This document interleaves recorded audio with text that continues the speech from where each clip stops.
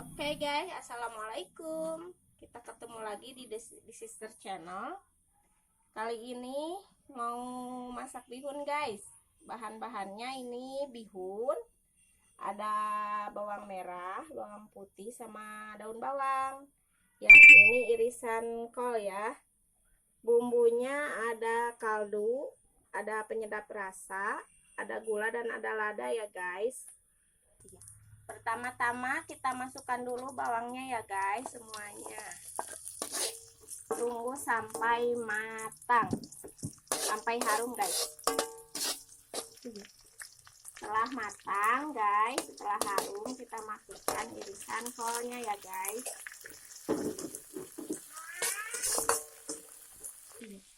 Setelah matang, kita masukkan dulu cabenya guys, pakai cabai ya guys, biar mantap. Bumbunya masukkan semua aja guys, aduk-aduk. Nanti terakhir bihunnya ya guys. Terakhir sekarang bihunnya guys, masukin semuanya, aduk-aduk guys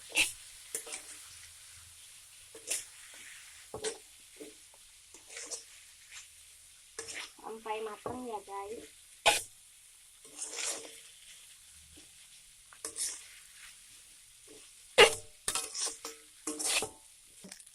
Sudah matang ya guys, kita angkat guys.